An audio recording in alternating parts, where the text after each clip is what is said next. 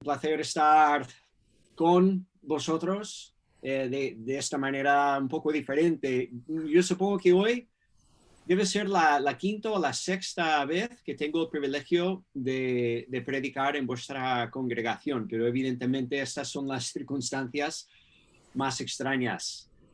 Pero como hemos dicho, gracias a Dios por estos medios. Si este tiempo de confinamiento se hubiera dado hace 10 años o hace 15 años, ¿qué hubiéramos hecho? Por lo menos podemos estar juntos, aunque sea de manera virtual. Entonces, en esta mañana quiero compartir con vosotros un sermón, una versión de un sermón que prediqué el mes pasado, ¿vale? En diciembre prediqué un mensaje parecido al mensaje que voy a predicar esta mañana en la iglesia de Vilasar. ¿Qué pasa? Que no me quedé satisfecho con el mensaje.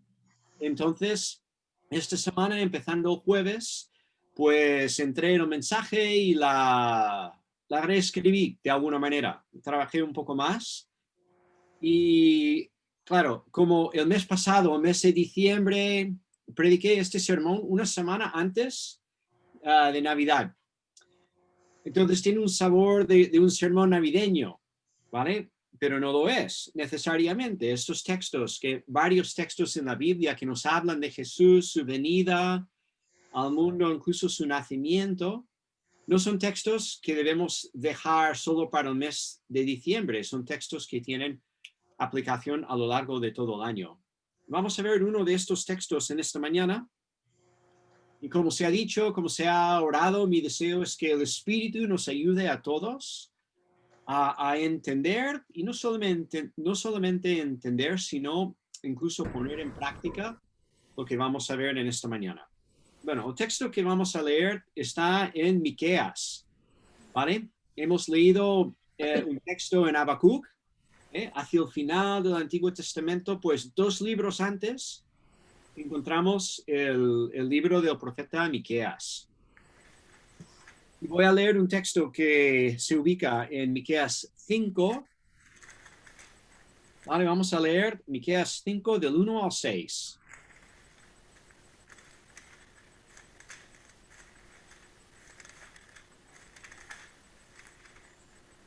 Miqueas 5 del 1 al 6.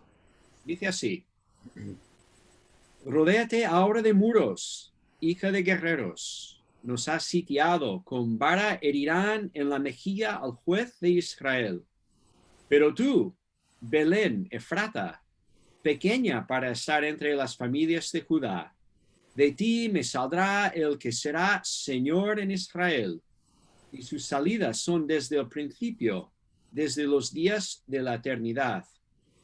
Pero los dejará hasta el tiempo de que dé a luz la que ha de dar a luz, y el resto de sus hermanos se volverá con los hijos de Israel. Y él estará y apacentará con poder de Jehová, con grandeza del nombre de Jehová su Dios. Morarán seguros, porque ahora será engrandecido hasta los fines de la tierra. Y este será nuestra paz.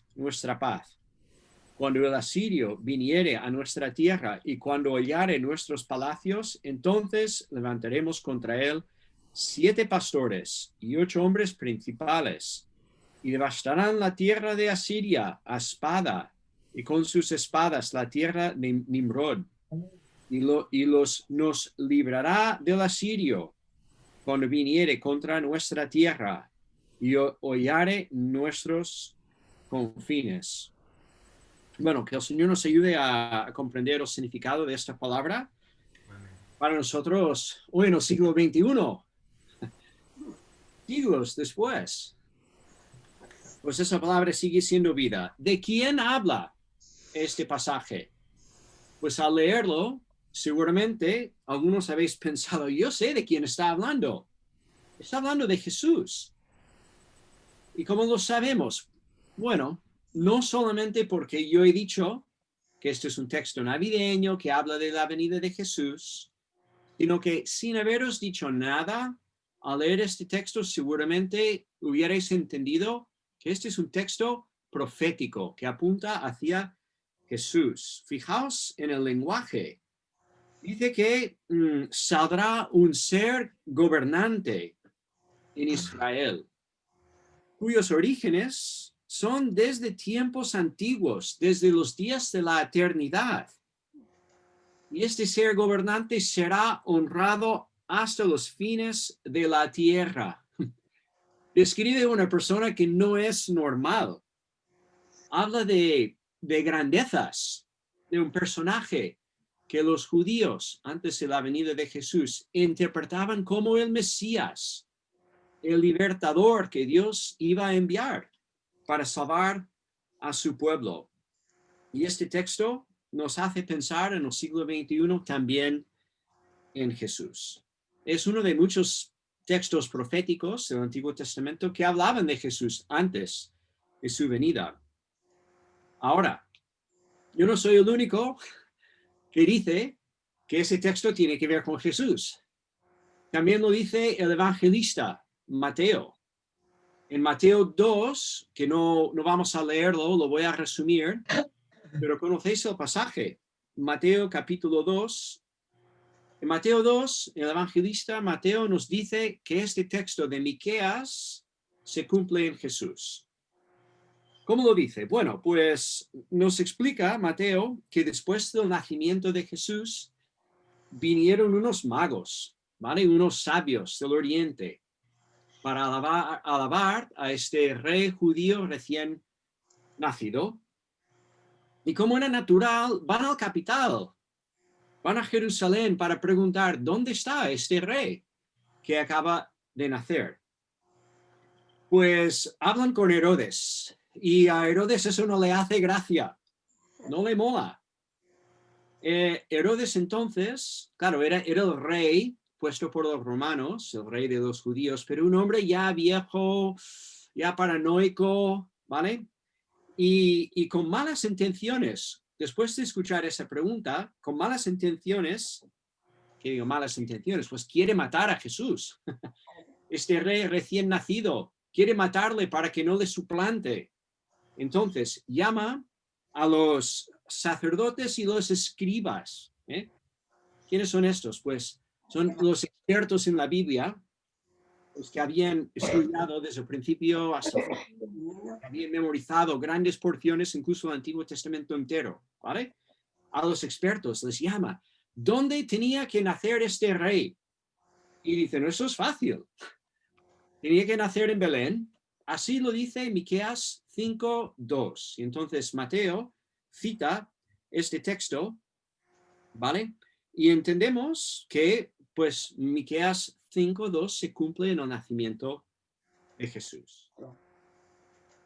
Pero nos extraña un poco si paramos a pensarlo, porque bajo circunstancias normales, ¿dónde tenía que haber nacido Jesús? ¿De dónde eran sus padres? Bueno, ¿dónde vivían, por lo menos en este momento? Pues vivían en Nazaret. Jesús, bajo otras circunstancias, igual hubiera nacido ahí. Pero si vamos al Evangelio de Lucas, Lucas nos explica por qué Jesús nace en Belén. Eso es parte del plan soberano de Dios. En la soberanía de Dios, César Augusto decreta un censo, ¿vale? Y dice que, claro, todo el mundo tiene que volver a su pueblo de origen. Así que José tiene que volver a Belén, porque José es de la casa y la familia de David. Así dice Lucas 2:5. José subió de Galilea a la ciudad de Nazaret, a Judea, a la ciudad de David, ¿sí? Que se llama Belén, por cuanto era la casa y la familia de David. Él era de la casa y la familia de David. Bueno, mientras estuvieron ahí en Belén, María dio a luz. Ahí nace Jesús. Y claro, es por eso que en Navidad, no sé si lo hacéis vosotros, pero claro, muchos montan, todavía es parte de la cultura española, un escenario, ¿verdad? Para conmemorar el nacimiento de Jesús. ¿Cómo se llama este escenario? No se llama el Nazaret, se llama el Belén, porque es donde nace Jesús. Vale, pues vemos que el profeta Miqueas predice que Jesús va a nacer en Belén, el Señor lo ordena para que su familia vaya ahí nace. ¿Por qué? ¿Por qué tiene que nacer en Belén? ¿Por qué no puede nacer en otro sitio?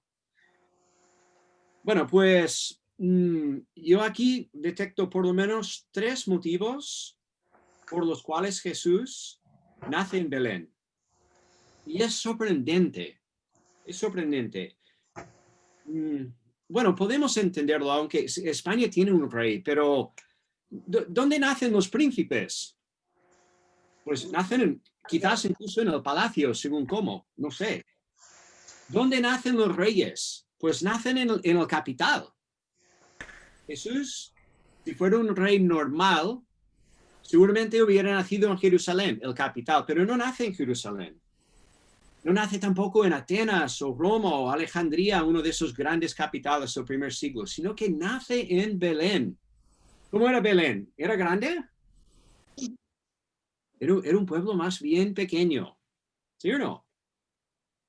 Entonces cantamos una canción o a veces no, cuando se acerca Navidad, Pequeño pueblo de Belén. La cantaría, pero es que canto muy mal, así que, pero conocéis cómo va, ¿no? Pequeño pueblo de Belén. Pues eso refleja una verdad bíblica y histórica. Belén era un pueblo realmente pequeño. Entonces, creo que lo primero que vemos en este hecho histórico, el nacimiento de Jesús en Belén, una importancia para nosotros, una aplicación. Dios usa lo pequeño, lo humilde y lo necio de este mundo para cumplir sus propósitos, ¿vale? Fijaos, no nace en Jerusalén, no nace en Roma, no nace en una gran capital, nace en un lugar un poco, bueno, no esperado, la verdad. Y nos hace pensar, a mí me hace pensar en las palabras del apóstol Pablo en 1 Corintios. ¿Conocéis este pasaje? 1 Corintios 1, donde Pablo dice, lo necio del mundo escogió Dios para avergonzar a los sabios, y lo débil del mundo escogió Dios para avergonzar a lo fuerte.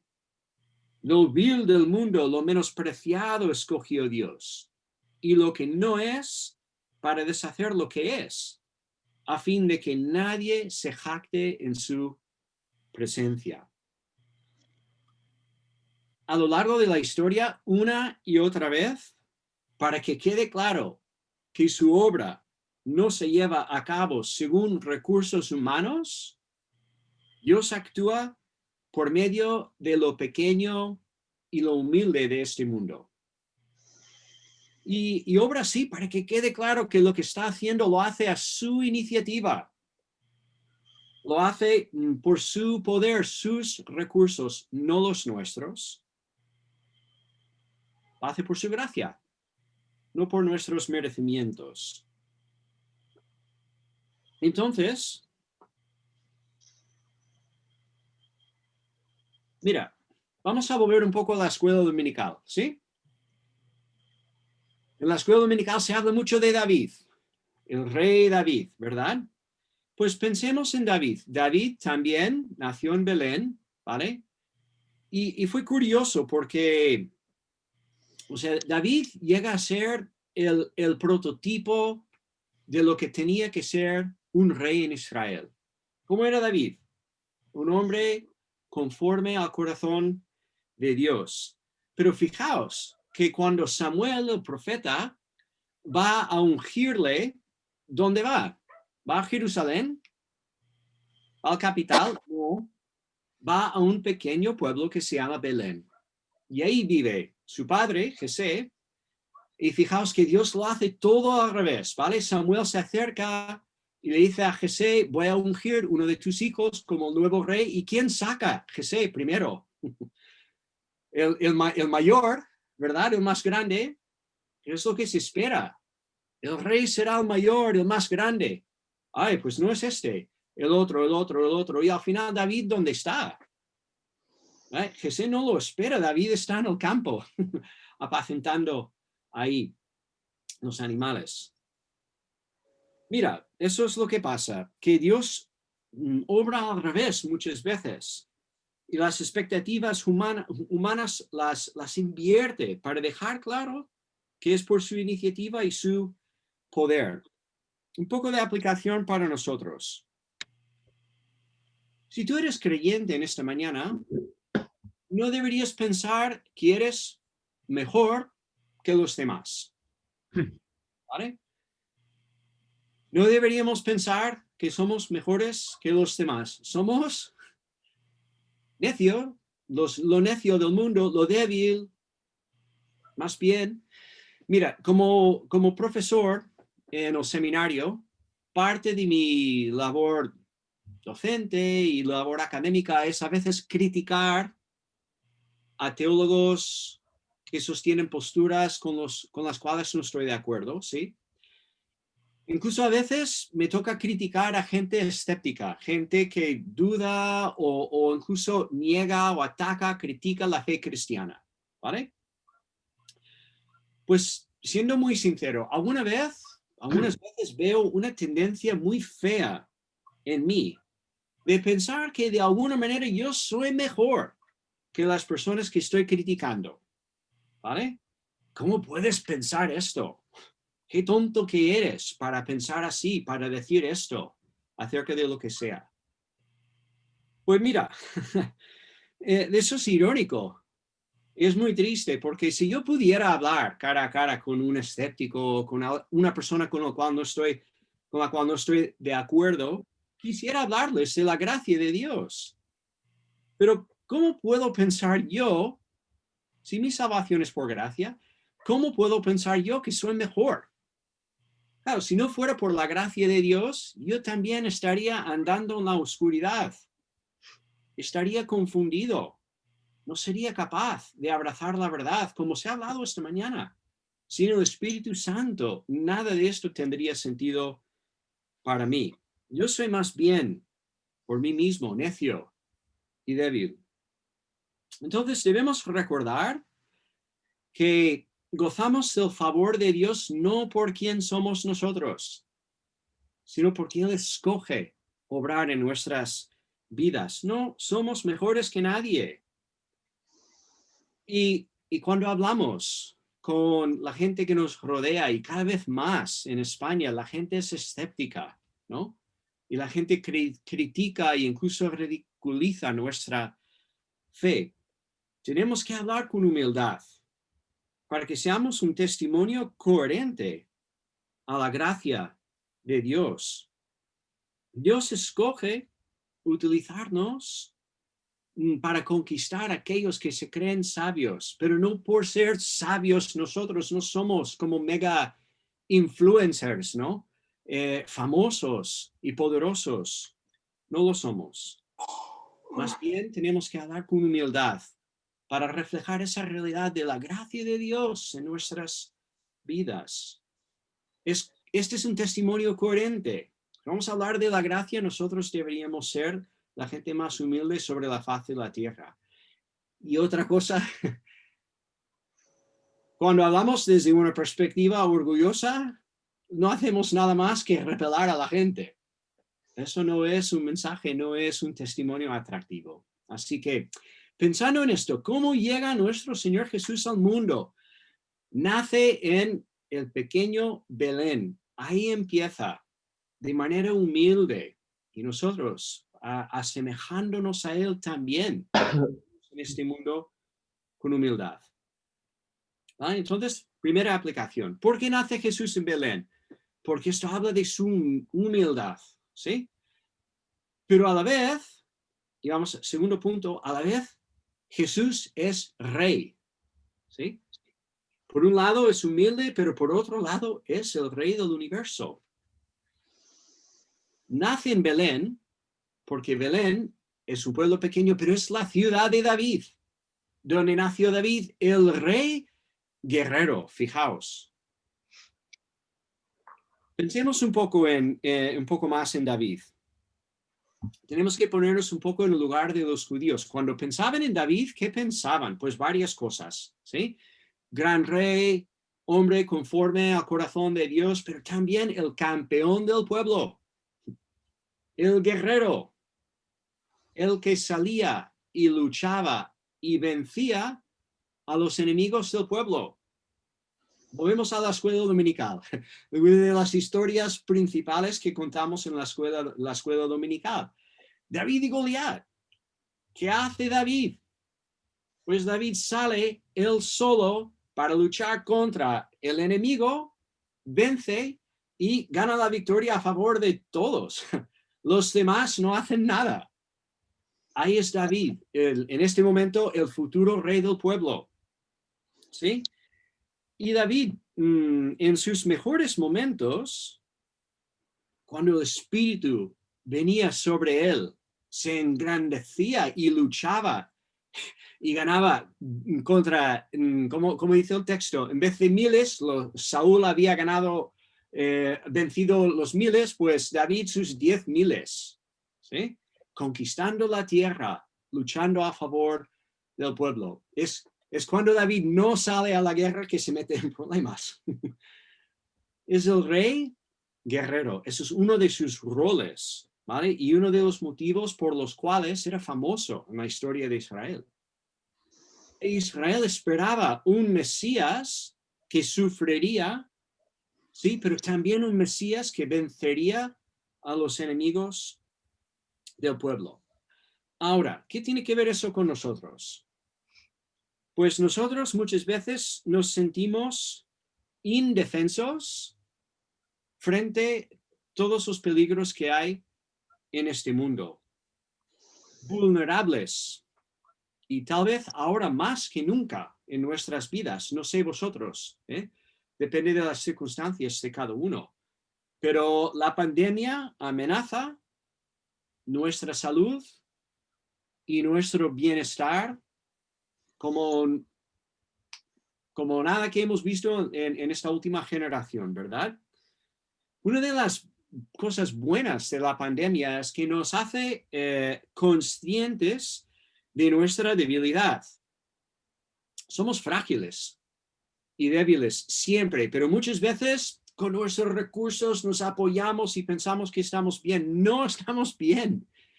Somos frágiles siempre. La pandemia arroja luz sobre esta realidad. Necesitamos un rey que luche nuestras batallas, que luche contra los enemigos que nosotros mismos no podemos vencer. Ahora, no estoy diciendo que con Jesús puedes vencer el mundo.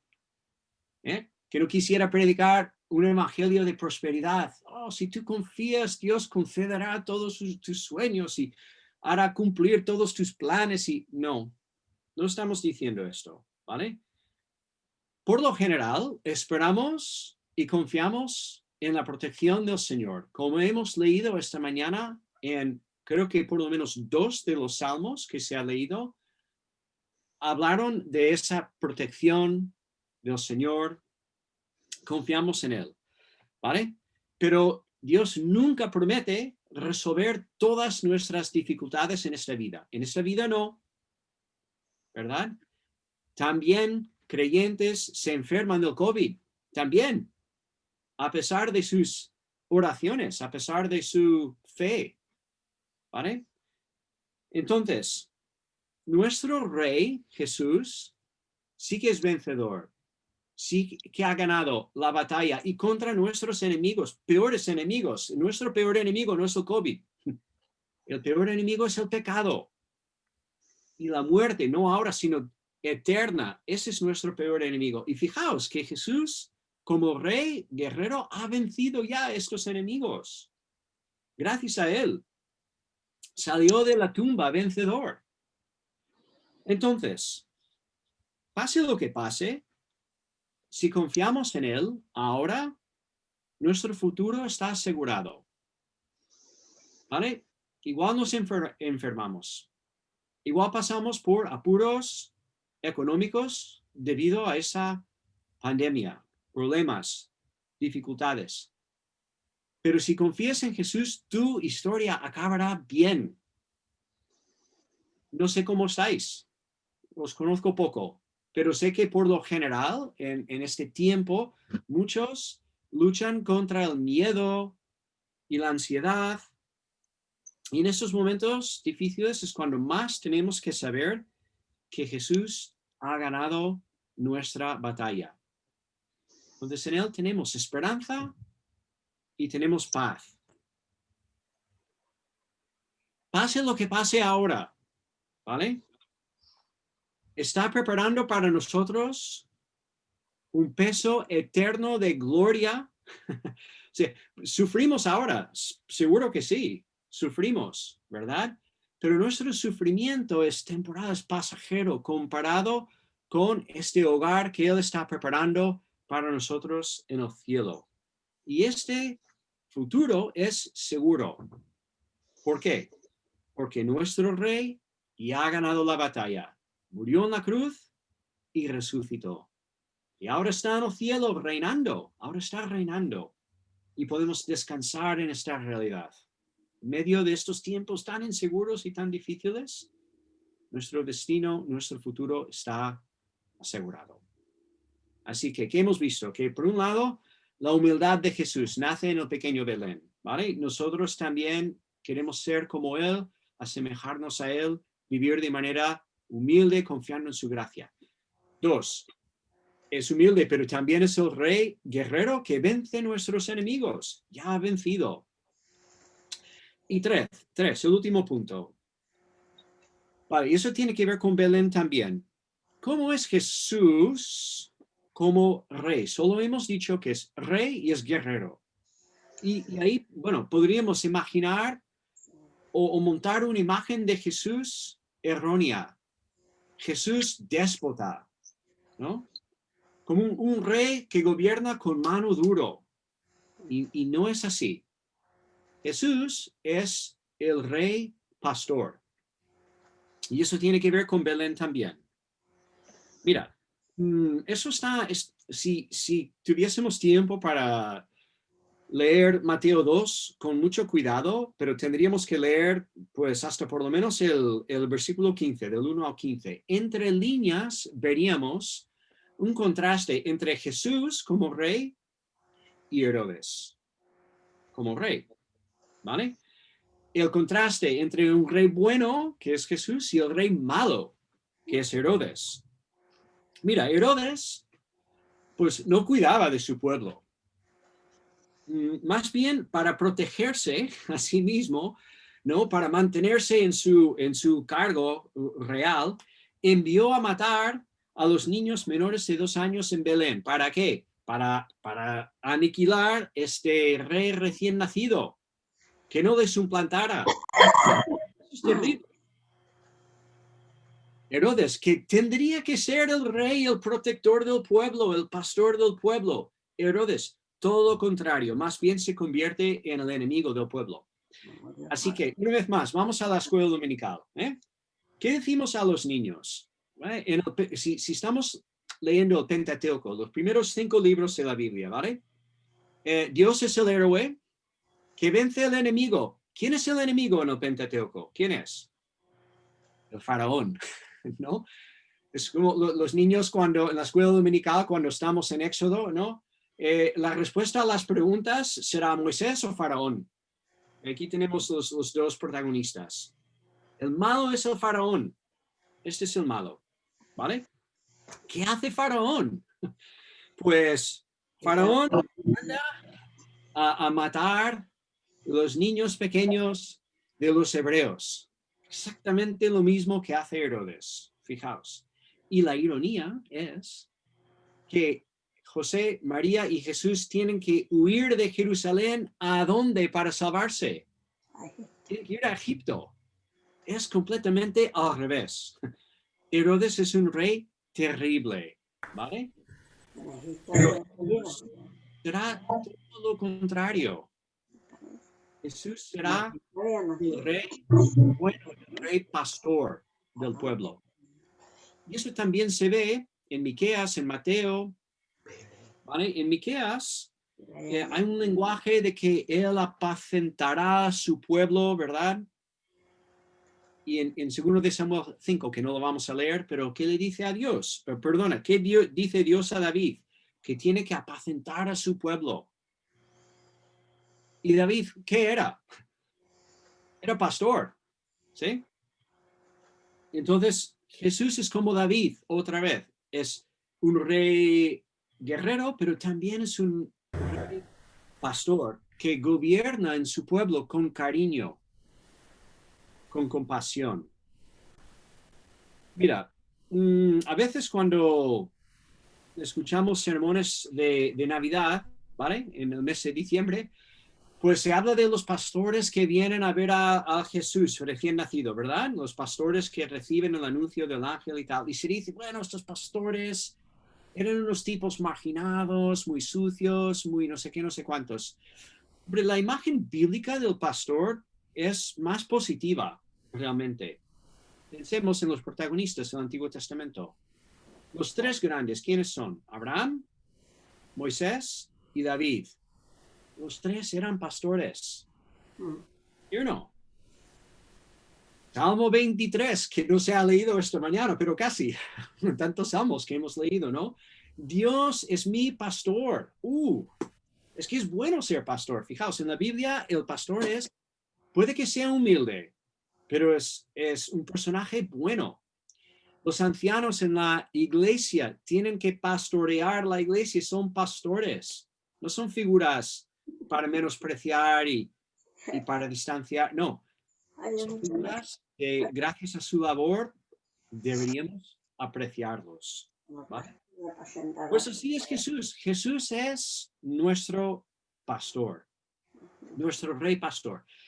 Esa simbología se entiende muy bien aquí en España, menos en mi país, ¿vale? Pero aquí a mí me encanta el Pirineo, ¿no? Y cuando no estamos confinados, yo siempre quiero ir al Pirineo. Y me encanta cuando estamos ahí y nos topamos con pastores, pero pastores de verdad. O sea, no quiero decir que no soy un pastor de verdad, pero me entendéis. Un pastor no en el sentido figurativo, ¿sí?